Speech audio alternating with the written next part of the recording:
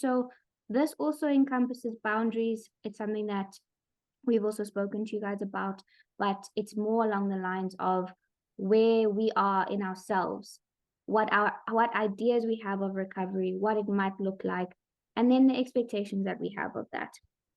So often the reality of something is vastly different. Sorry, people, I think I keep getting kicked out and coming back in, but it's all good. So often the reality of something is vastly different to the expectations that we have of them. Some of us expect perfection, and some of us expect the worst. And I think that that is load shedding. See, expectations, right? And I think that we all mostly live in these extremes. Sometimes we expect the worst of something. We think it's going to, worst case scenario, we think it's going to go completely bad. And sometimes we want perfectionist ideals that I think are also just as harmful as expecting the worst. So the way we expect recovery for our loved ones to be or go does not necessarily account for the reality of what we may be facing. It is important to understand that doing anything that makes us better is almost always more difficult than we expect. Addiction recovery is often something that is either deemed an impossible journey. People hear an addict and they're like, done, there's no hope for this person. Or on the complete opposite extreme, easy sailing. No, man, they can stop, they can put it down, they can just, get back on the straight and narrow, on the right track. And I think really trying to manage our expectations and find a middle ground between these two as the loved ones of the addict is first prize. So these are some of the unrealistic expectations that we deal with on a daily basis, from the families, from even the addicts themselves. I think unrealistic or false expectations, we'll talk about this a little bit more when we're sharing a bit later, on recovering addicts are bound to lead to more frustration and stress throughout the process for both the addict and their family.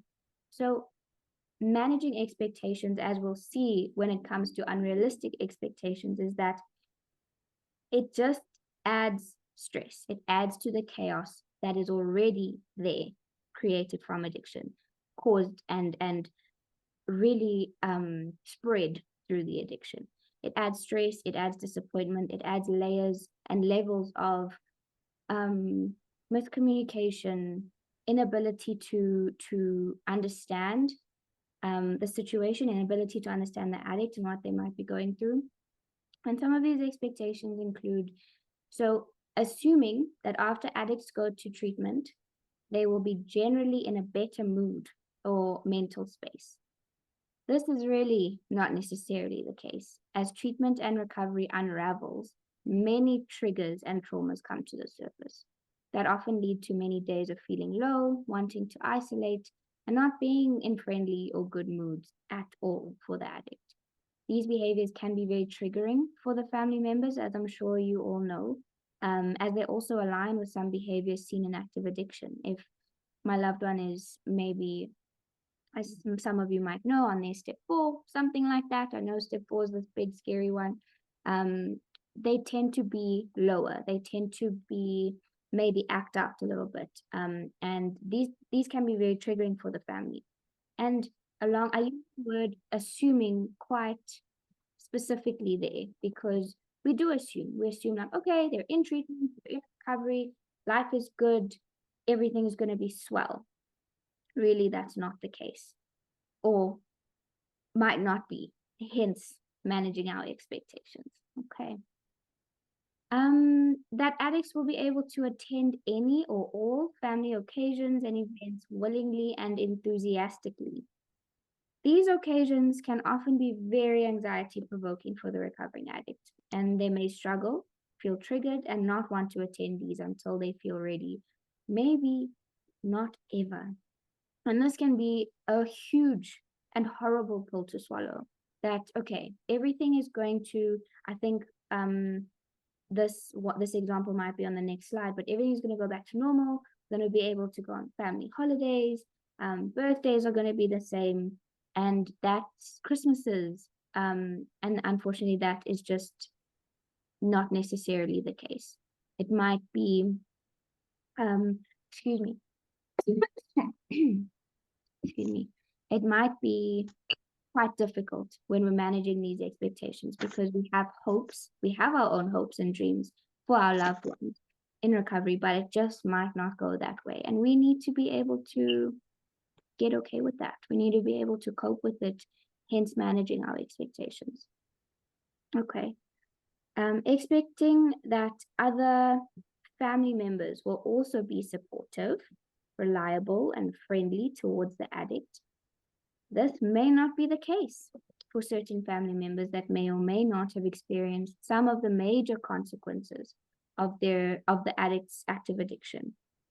And some loved ones could take a lot longer than you or than you might think when it comes to engaging with the addict. So this is not just expectations. So some of these examples have been with the addict. Expectations in general, your family members, right, guys? Everyone come to the party, they're in recovery, everything's forgiven, everything's fine. When they're not quite there yet, they're not quite ready, or they're not quite aware enough about what the process is. Okay. And these kind of expectations might also need to be managed and communicated with the family members because it's a process for everyone, I think. We are also powerless over people, places, and things. And so managing expectations around that would be very, very helpful. Ingrid, I don't know if you have anything to add at this point or I should continue. Yeah, Christian, I think you've covered quite a bit there. With It's the first time me and Vival talked together. the expectations when the addict leaves treatment, and family and themselves with the expectations of what is going to happen coming out of treatment, and that it's not usually the case that everything's hunky-dory. It's going to take time, patience, and tolerance from both parties, to come together and start having healthy communication. But even that takes time. Even healthy communication is going to take time. So, yeah. Okay, thank you. All right, expecting immediate change. I think this one is a broader one because change could mean or look like many different things, right? But either way, it is highly unlikely, depending on how connected the addict is to their consequences, as well as how aware their family is around their own denial and enabling role in the addict's behavior. You know, some of the presentations or meetings, groups that we've had is around codependency. And if we have expectations around the addict and them changing, and change is going to occur simply because they are in recovery, sometimes we're not so aware and not so ready to be aware of our own role in our own denial around their addiction, our codependency, our enabling. And so change won't immediately happen because sometimes we won't be there yet. We won't be there yet to change. Okay. Forcing perfectionist ideals on the addict, yourself, and family members. This one comes up often. You know, we all have this idea of success and we can't fail. And so recovery just falls right into that list of all the things that you have to get right. You have to, and it can be very dangerous as doing recovery perfectly just doesn't exist. You have the 12 steps, the 5 pillars, the things you know that you need to do, but you have to, life is also lifing. Life is happening at the same time. And the reality is that doing recovery perfectly does not exist and has to be taken one day at a time for the addict and for you guys. Okay. Excuse me. Thinking that life goes back to normal after treatment. Ingrid, I think you'll agree with me. This is a huge one. I think we hear it in conjoints, we hear it in collateral letters, we hear it in phone calls, hopes and dreams with the family. Like, I just want my baby back. I just want my husband back to normal. And this expectation is so unrealistic, and I think is potentially one of the most dangerous ones, because the normal that most people have in mind is exactly the normal that the addict cannot go back to if they are to sustain their recovery. The awareness of the disease of addiction and the willingness to change require many changes to occur. Excuse me. Okay. Which may make the family uncomfortable, but are crucial for the addict to make. So this one is also a lot broader.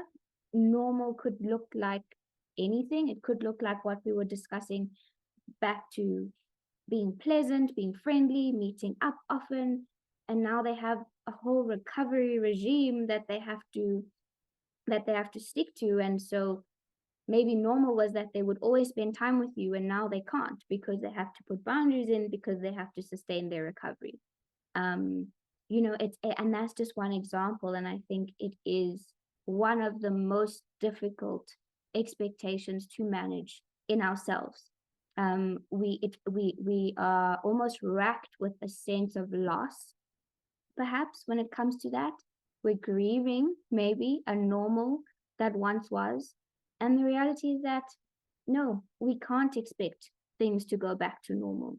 Whatever is next in their recovery and in our recovery as the loved ones needs to be consistently communicated, challenged, on the table. What needs to be different? How can I be better? How can they be better?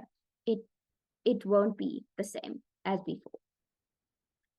Okay, thinking that addiction recovery will instantly or automatically solve other problems in life, such as financial difficulties, family dynamics, marital problems. So, although most of these life issues or difficulties are very intricately woven with addiction, they are also realities that won't necessarily change overnight. So this speaks to number 4, which is immediate change. And absolutely, we expect that with recovery, with them not being an active addiction anymore, finances will be better, family dynamics will be better, marital problems will be better. And if they sustain their recovery, and if you do too, then sure, that will come with time. But it is not necessarily that these things will automatically, miraculously be fixed or changed because they've come into treatment, because they're in recovery, because they say that this and this and this is what they're doing. Change has to happen from both sides. And I think managing this expectation just around the timing, around the way that these problems are resolved, is also really important. Expecting that addiction recovery simply means not using a substance. Just put down the bottle. That's what we hear on a regular basis. Just stop using, just stop drinking, everything will be fine. The reality is that at some point we thought things were fine, and then they picked up a substance of whatever kind, and then it wasn't fine anymore.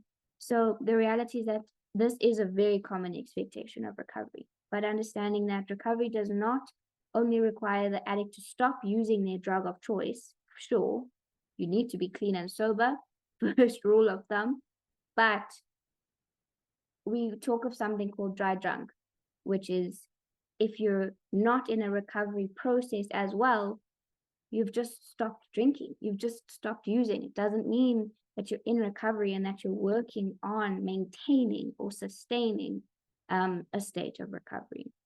That is intensive. That is something that, especially in early recovery, first 90 days, is something that we really, really push for, because there's all sorts of triggers out there in the big bad world.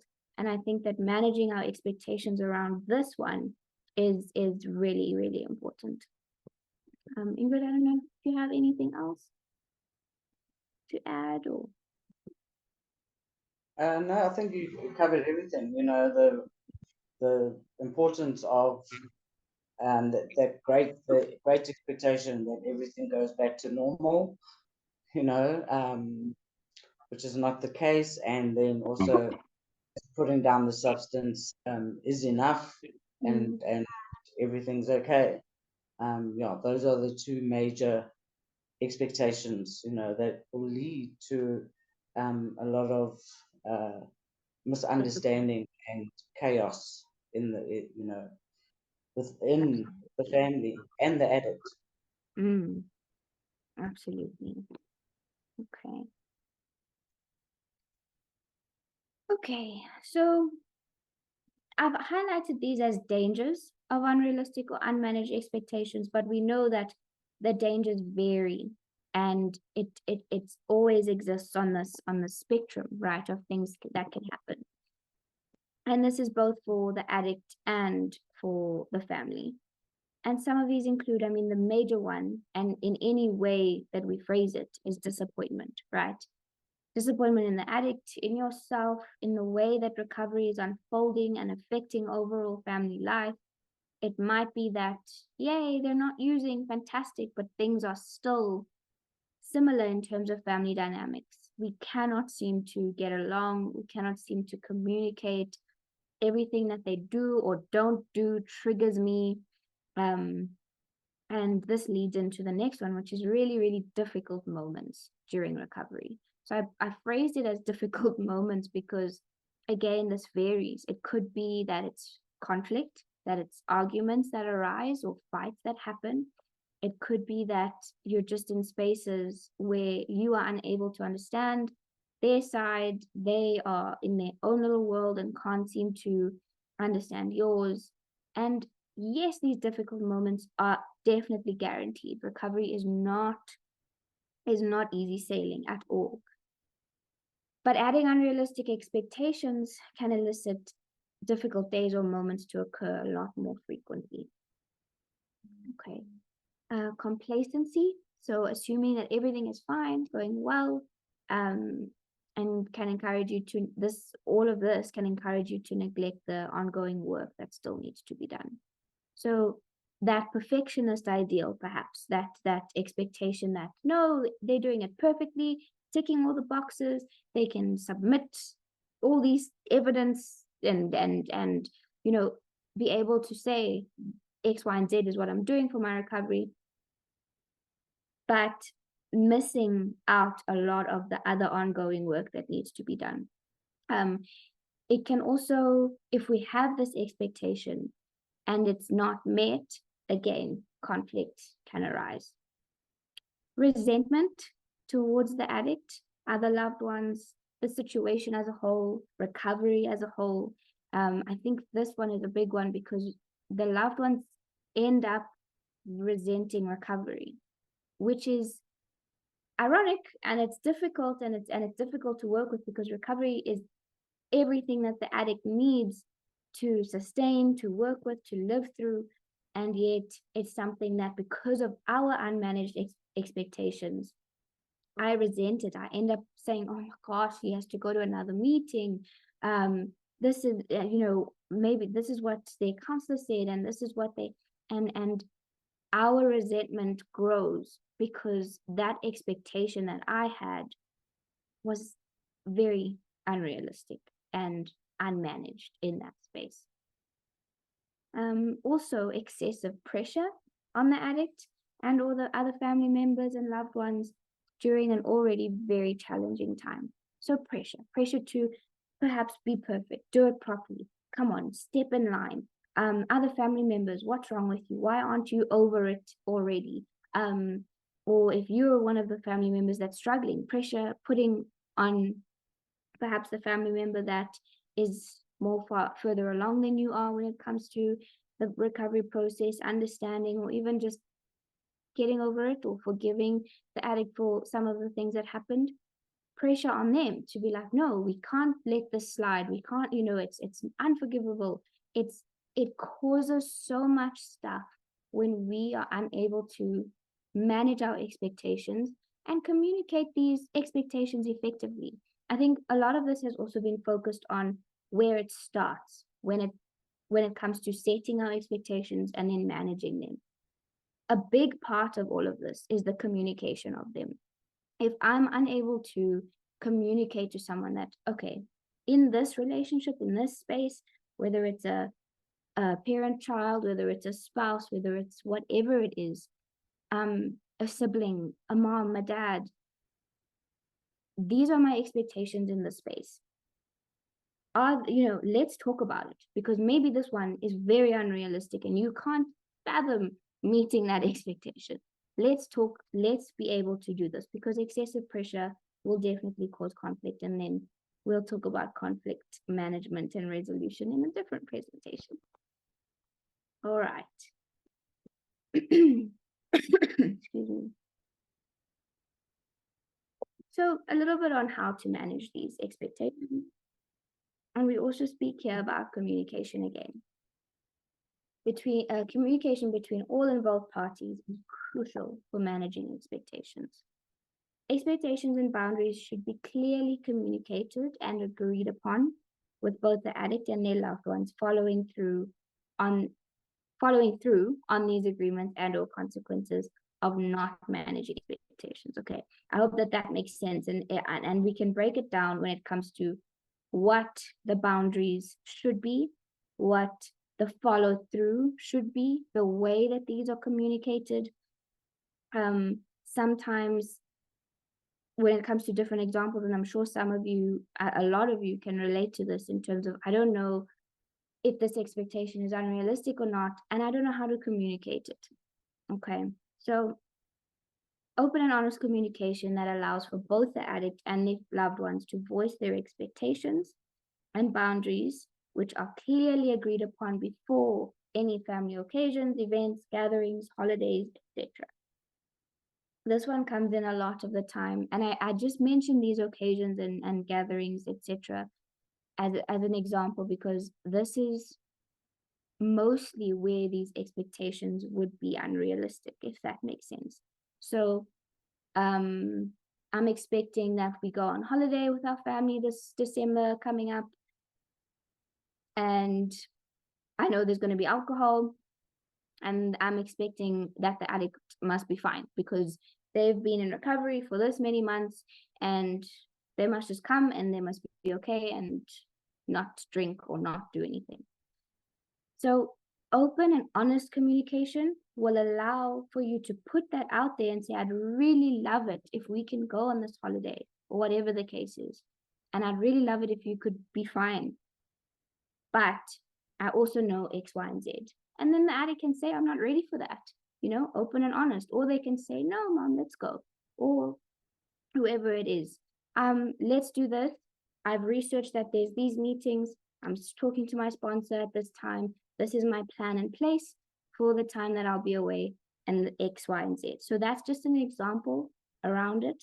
But I'd also really love to hear from you guys and what some of your challenges have been around that. What is also helpful is mental preparation on your side for the process of recovery. This can look like exactly what you're doing right now, being here, educating yourself on the disease of addiction, attending Al-Anon and Nar-Anon meetings, reading up on other experiences in addiction and recovery, and the books your loved ones are engaging with, whether they're in primary, secondary, tertiary, wherever they are in the world. AA, just for today, the Big Book of Alcoholics Anonymous, all the literature.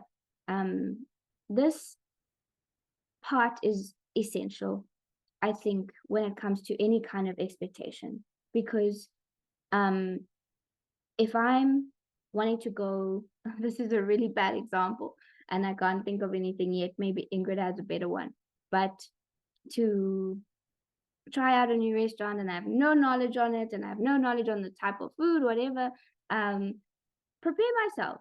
What am I getting myself into? How do I set realistic expectations? If it's something that I'm completely, in my history and what I know, not going to enjoy, I need to adjust my expectations accordingly. So mental preparation, educating yourself, what this disease is, what it does, what it looks like. I mean, you guys know firsthand what it looks like and the chaos that it's caused, but I think the recovery process is also really, really important, so that you also know, and they're able to talk to you about it if they need to. Mom, I'm stuck on step 6, and whatever the case is, and you're like, oh yeah, that one sounded really intense. Good luck, my love. It's so that you can manage your expectations accordingly. Okay. Psychoeducation will also assist you in anticipating problem areas in your own life and family, and becoming more aware of where certain boundaries lie within yourself and with others.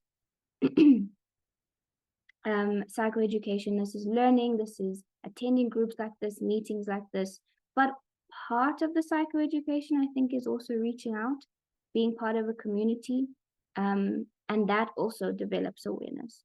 If a person responds a certain way, so this is an example, if a person responds a certain way and we have a better understanding of why they do this, we can better manage our expectations of them. This is not, I should put a disclaimer here, to excuse behavior. This is to better understanding. That is all. Better understanding of where certain patterns might come from or tendencies. If I know that if I approach something in this way, my loved one tends to react like that, let me manage my expectation around this so that when I say it, because I need to, it's an expectation and a boundary, I'm ready for that reaction, and we can talk it through, and we can approach it perhaps a little bit differently, but I already know what I'm getting myself into. It's not going to be like, oh, there they go again, we're fighting this conflict, etc.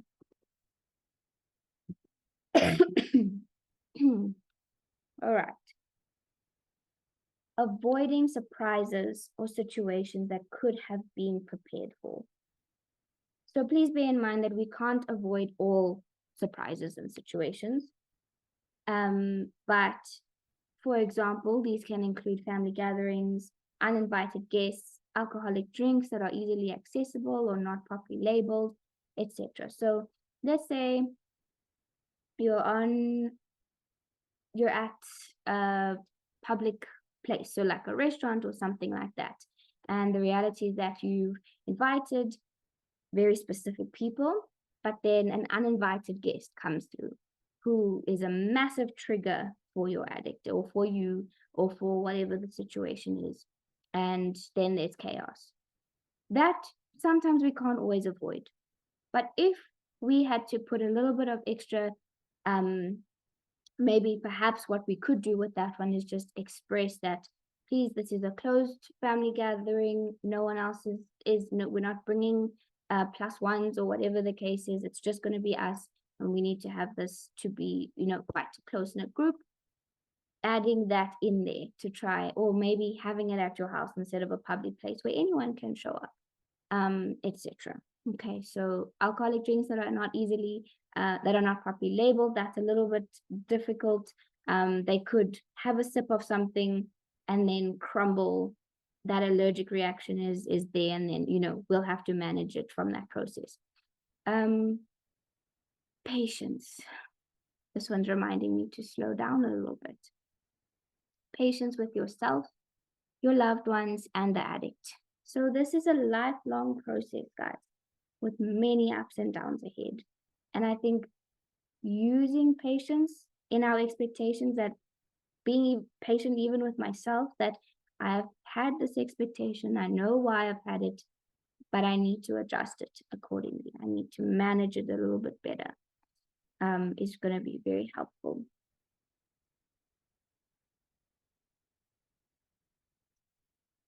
Progress monitoring. Okay, so this keeps you and the addict on track with checking in, noticing when things feel tense and when they feel relaxed, and taking things one step at a time. I know that progress monitoring might sound like a really intense, structured thing that you need to do. It's more like scheduling a check-in. I noticed last week that it felt a little bit tense. Is everything okay? That's it. Have I been doing anything? Have you been doing anything? Having a check-in, not excessively, not obsessively, but making sure that things like, okay, this seems like a good week. It's been a good 2 weeks. It's been a good 3 weeks. Okay, we're feeling good. or not, or on the other side of the coin. Reach out for support. Okay. This can be within the fellowship of Al-Anon, Nar-Anon, this kind of space, through your own personal therapy or counseling, should you need it, or engaging in important self-care methods that allow you to acknowledge your struggle and ask for help. This is the bottom line of everything we're trying to teach our addicts here and the loved ones. Ask for help, because we can't expect our addicts to learn that, to outsource their thinking, to check themselves, to go to someone and say, listen, I just want to check myself. I don't know if I'm on the right track, what I'm doing. Ask for help, ask for help, ask for help. It is always, always there. It might not look how you want it to look. Manage your expectations, but ask for help. Okay. Plan for disruptions. So maybe this goes with all of the above. Planning is one of the best ways to outline and manage your expectations when it comes to what is within your control. This does not mean, to all the control freaks out there, this does not mean, right, every little thing that I can do, that I can look at, solve, plan, I need to sort out. That does not mean that. But if I plan that I know perhaps my birthday's coming up and they won't be able to make it, and maybe there'll be this kind of disruption. My examples are really flying out the window with me today. But look at what you can do. What are the things that are within my toolbox as the loved one? And sometimes that toolbox isn't only yours. I think sometimes we always refer back to the above. Reach out, ask for help. If there's a disruption, I have X, Y, and Z to call. I know that they'll answer me. I know that we can talk it through. It might not be an immediate solve, but something, that I can have a plan, a strategy, if that makes sense. We always try to say, right, if with the addicts, if we're talking about a trigger, let's have a strategy. What is your first point of call? Of course, it's call your sponsor, right? So it's not a trick question. But for you guys as well, if there's a disruption, if there's a conflict that arises, if there's something goes wrong, what is my plan? Who am I calling? What is around me that I might be familiar with? And it really just decreases a bit of that anxiety around things going wrong. Okay. Don't assume that expectations are aligned. This leads back to communication, to assess and agree on expectations beforehand. So this is also speaks back to boundaries. Don't assume that, the common sense, perhaps we'll use that phrase, that this should just be common knowledge. They should just know this. They must smell it out of somewhere that this is what I've decided. Communication, regular and effective, because without it, assumptions will be made, disappointments will be had. Okay. Accepting that you are not responsible for the addict's recovery. Their recovery is on them and your recovery is on you. This one is one of the biggest, I think, expectations.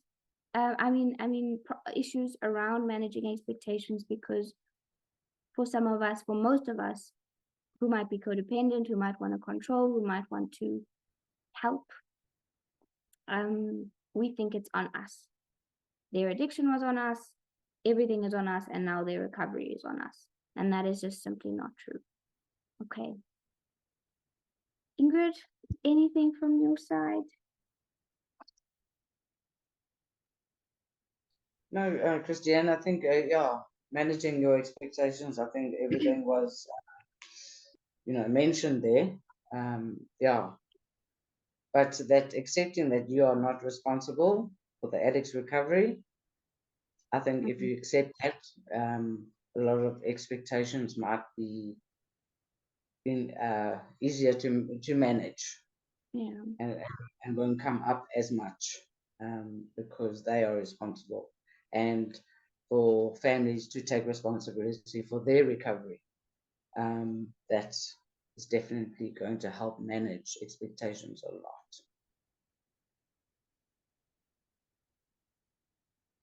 Okay. I mean, last but not least, I think before we hand over and share and ask questions, realize that managing expectations within your relationships is wise and kind. Within yourself, managing our own expectations of situations, of other people, is kind, and it allows for a sense of freedom within the relationship for all parties to understand any and all rules of engagement. I know that I wanted to leave that there for us to think and talk about, because I say freedom and then I say rules of engagement. But I think that there is a freedom in being able to be open and honest in a space where we're both trying to be committed to managing our expectations. We're both trying to be committed to respecting our own boundaries, each other's boundaries. And the reality is that it leaves no room for that previous tension or conflict or consistent chaos that used to be there, because there are new rules of engagement that are coming in now. And having expectations, having boundaries, managing these accordingly, really puts a new sense or feeling to the space with yourself, with your loved ones, and with recovery as a whole. Okay, that's it from my side. I think that I'm gonna, hopefully, I don't see anything in the chat, but if anyone wants to share something, wants to ask questions, wants to, relate to anything that's been shared, please do.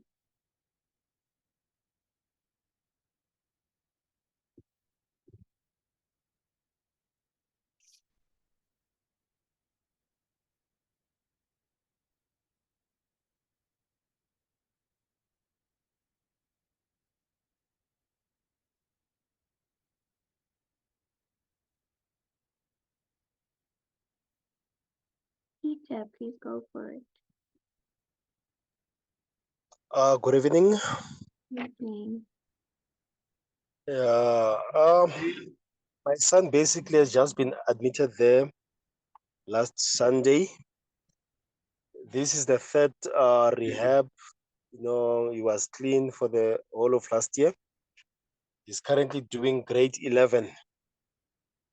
And I'm in a position where, in terms of expectations, I'm not sure after he is done with this rehab, will it be okay to go to school? I don't even trust, alone out there.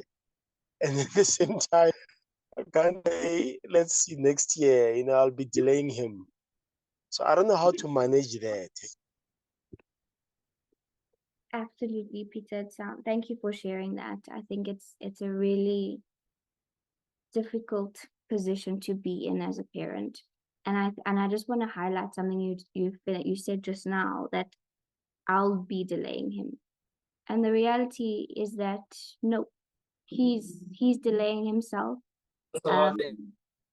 He is, you say he's in grade 11 and he's been to 3 rehabs, or this is his third rehab, whatever, one of the ways that you put it now. And I think that when you say, I don't know how to manage that expectation, I think that is a really good question to ask, because at the end of the day, I would expect my child to go back to school, to finish school, but I know that this is something they've been struggling with for a long time, it sounds.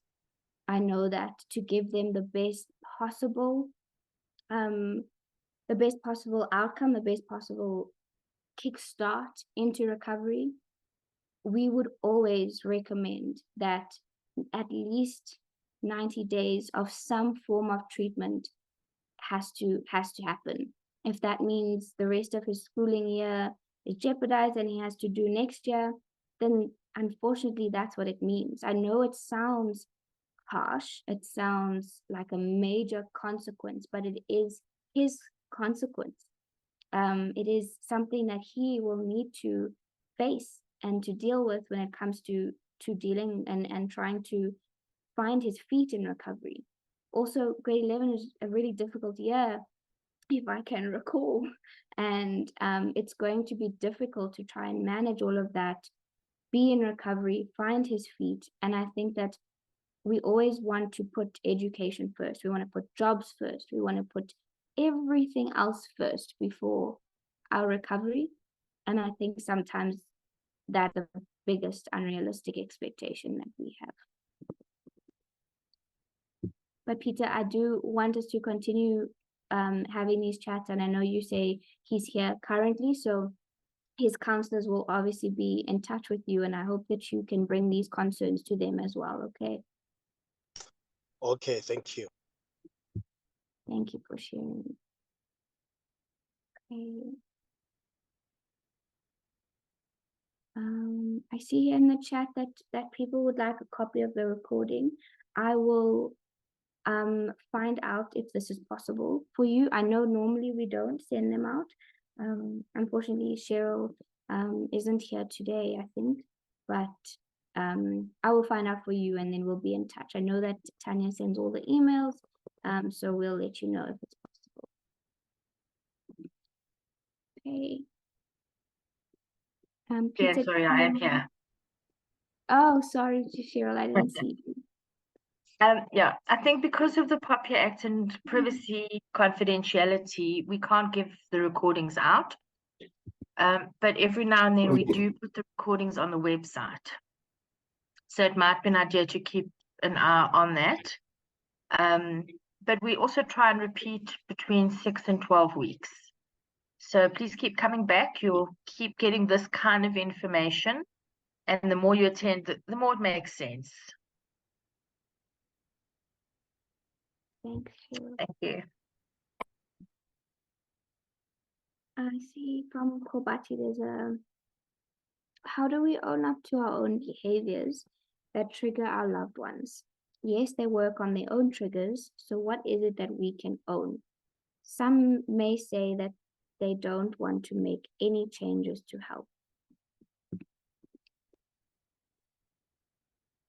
I'm wondering, Kobati, I don't know if you can maybe give us an example of what you mean, own up to our own behaviors. Is that enabling them, our behaviors that enable them, or you say that trigger them? Maybe you can give me an example of a behavior. So if we say the addict is, so it's not my responsibility for the addict to recover. Recovery is their responsibility. Mm-hmm. So what if I then, how you talk about the changes that you make at home to make sure that the addicts are comfortable? What if some member of the family says, oh, I don't want to do that. That's, it's not for me to recover. It's for him to deal with it, not me. So how would you get us to all be even with that they are owning their own triggers and they take care of themselves like that, but that actually we do have a role? I think that it's what I'm hearing in your question is something that I think a lot of parents struggle with, or any loved one, I think, because it's trying to find a balance of how far can I go in supporting them in their recovery versus forcing them and making them go to their meetings or doing things that perhaps feel controlling or they feel forced. I don't know, please correct me if I'm wrong in my understanding. I think that starts with you trying to manage that expectation. Is how much of this behavior, how much of it is controlling, perhaps wanting them to do better, get better, be able to be okay on their own, whatever the case is, and how much of it is not on my shoulders. How much of it can I can say, if it's a spouse, if it's a child, I can say, listen, I'm here for you. I really want you to be able to go to these meetings, etc., on your own. but I can't set reminders for you, and I can't force you to do that. When you say our own behaviors that trigger our loved ones, perhaps what's coming to mind is that I'm asking them, okay, did you go to your meeting? Did you do this? Are you able to do that? And that might, I don't want to use the word trigger because it's not trigger. That might annoy them, yeah? And they might throw that back in our face. Besides that, I'm not sure of any other examples. Maybe a few of your fellow members can assist. I think I'm wanting, I think it's linked to boundaries. So like you said, we needed to clear our homes and prepare our homes such that they're able to receive the addict. So in other words, the alcohol is out of sight, the energy drinks, those kinds of things, right? And we also choose not to drink in the presence of somebody who has that as an issue. So if let's say that's how we go, and then we have some of us who are like, oh no, that's not me who has the issue, it's him. So I want to drink. How would we? So for me, that's where like this, you're managing expectations at the same time you're doing boundaries. So it's more the, is there a way that you can say, even if it's not him even though it's him who's responsible for his recovery, I actually can actually trigger him and get him to fall off his horse or his path. Yeah, that's the point I'm making around how we can, because the families are large and we have different views, uncles and aunts and all that kind of a thing. Absolutely. Yeah. Merle, I see your hand is up. Do you want to answer Kobati, or do you have something else to share? I just wanted to share. Can you hear me? Because I've got headphones on because Yes, I'm in Joburg at the moment. I think, for me, the big part of managing expectations is the hardest part was letting go of control, because I was so used to being in charge and taking over and fixing things. That is, I think for me, and I still struggle with letting go of control. Even now that I'm in Johannesburg at the moment with my son, and there's some things, he's not doing anything wrong. It's just like, for me, I like things done a certain way, and it's not being done my way. And I really have to stand back and take a deep breath and say, this is not the worst thing that's happening. Everything else is okay. It's like the 8 out of 10 kind of scenario for me. And with acceptance, I also think the big thing is, for me in the early stages, that different family members accept things differently, or they come to realizations at different stages. And that is the other thing, is that just because we're both parents, it doesn't mean we're all understanding things at the same time. In time, everybody comes to be on the same page eventually, but sometimes we have to let things unfold before everybody comes together. And if it means, sadly, a relapse, then that's unfortunate, because I struggle with people who don't accept the no alcohol rule, because I've made changes. My life has changed. I'm still the same person, but I know my life is always going to be a little bit different from now on. And I have a no alcohol rule in my house, and I get very upset with people who don't support it, because the person in recovery has gone through so much to get to that point. I feel that for me, if I were not to support a sober home, that would be very selfish of me, especially after what I witnessed and what I went through. But that is my experience, and that is what I insist on in my house. I just feel that for me to be supportive, not take over control of recovery or be in charge of someone's recovery, but to support the person would be very selfish of me to permit certain behaviors in the house that were there beforehand. And that's, yeah. So thank you.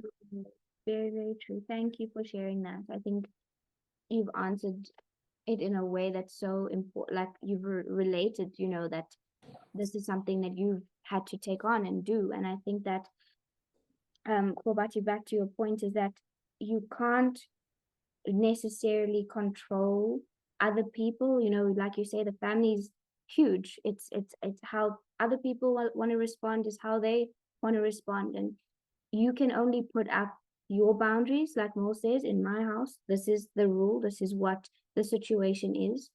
And you also have to trust that the addict will do the same should they be in a space of recovery, should they be in a space where, you know, putting up their boundaries where, listen, I can't come over if you guys will be drinking, or I won't be there if you got if alcohol will be there. And with those boundaries, we can only hope that over time things will fall together, like Mol says, and everyone, you know, will sort of have an understanding that, right, this one is not going to happen. Yeah, that's kind of how we can deal with that. We are powerless over people, places, and things just as much as our addicts are.